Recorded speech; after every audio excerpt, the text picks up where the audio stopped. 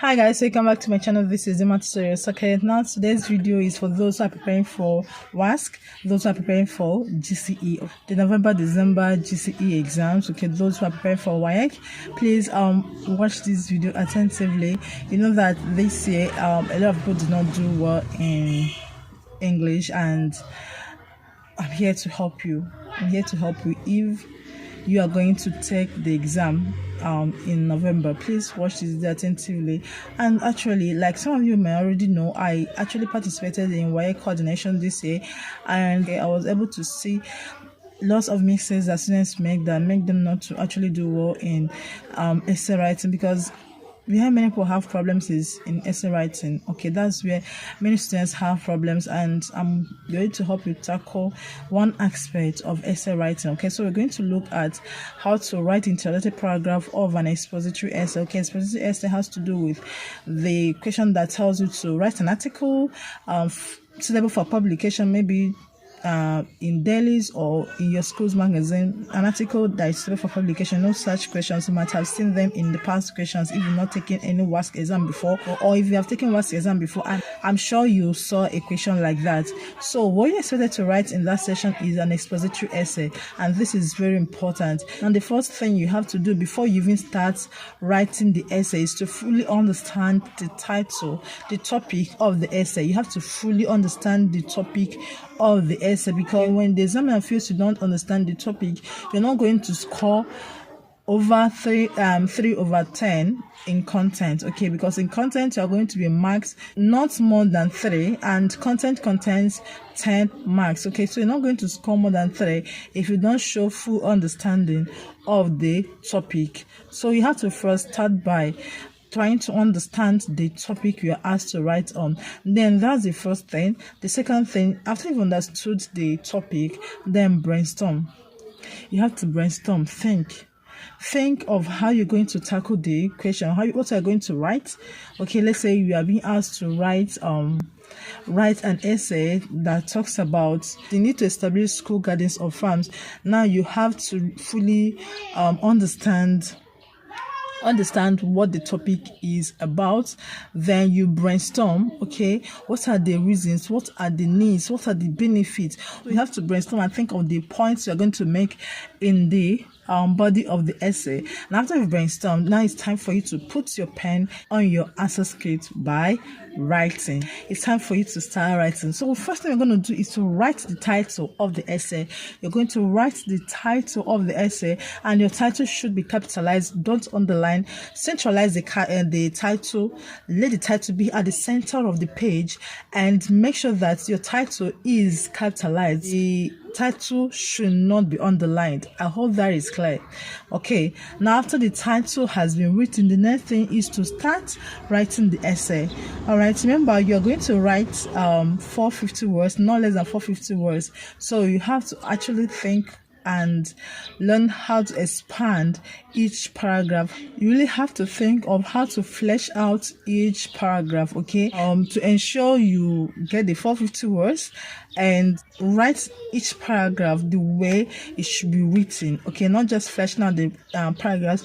There is a structure for an excellent paragraph. There's a structure for an excellent paragraph. Okay, now in this video I'm going to start with introductory paragraph. Okay, the introductory paragraph, the structure of an introductory paragraph is different from the structure of content paragraphs. Okay, so the way you write your introductory paragraph is not the same way you're going to write your content paragraph, and it's not the same way you're going to write your concluding paragraph. So let's start with how to write an introductory paragraph. Now this acronym that will help you to remember how to write your introductory paragraph is HBP. Can you say that? HBP. This is the mnemonic that will guide you to writing an excellent paragraph, introductory paragraph. HBP. Okay, now what is HBP? HBP, the H stands for hook. Now you have to start your introductory paragraph by hooking the examiner, the person that is reading your script. Okay, the person that is reading your script, you have to make sure you hook the examiner, and have you heard the expression first impression matters? Have you heard it before? First impression matters. So it's in the hook that you give the first impression about yourself. Is in the hook that you tell the examiner if he's about to read an excellent essay or he's about to read a shabby essay. So what impression are you going to make in your first paragraph? What impression are you going to make in your first paragraph? So what you're going to do is to put in your best in the first paragraph, hook the examiner. And how are you going to hook the examiner? I believe you know what I mean by hook. Hook, grab the examiner's attention. You know what hook is, okay? The physical hook that is a tool. What does it do?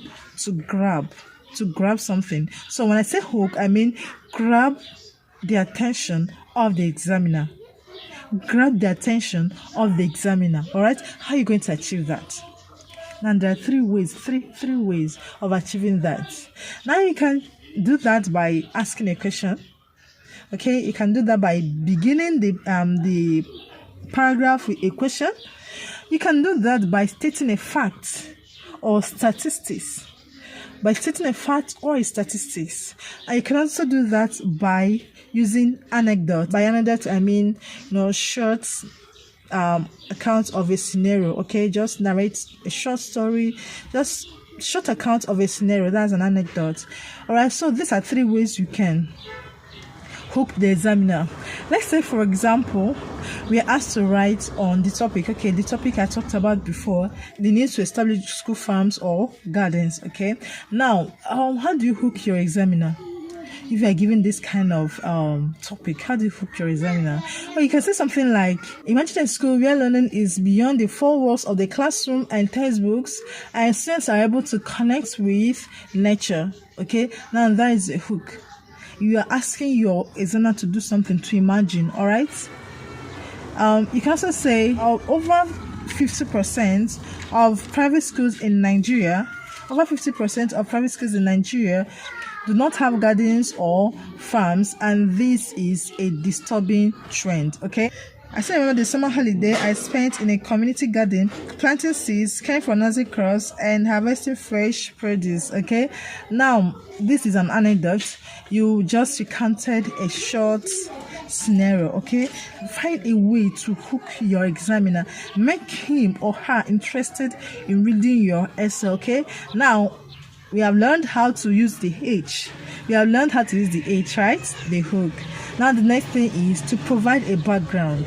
Now after you've written the hook, you've asked a question, you've or narrated a short saying, or you've stated a fact. Next thing is to provide a background. Okay, by background I mean saying something more about the topic and connecting it to the hook.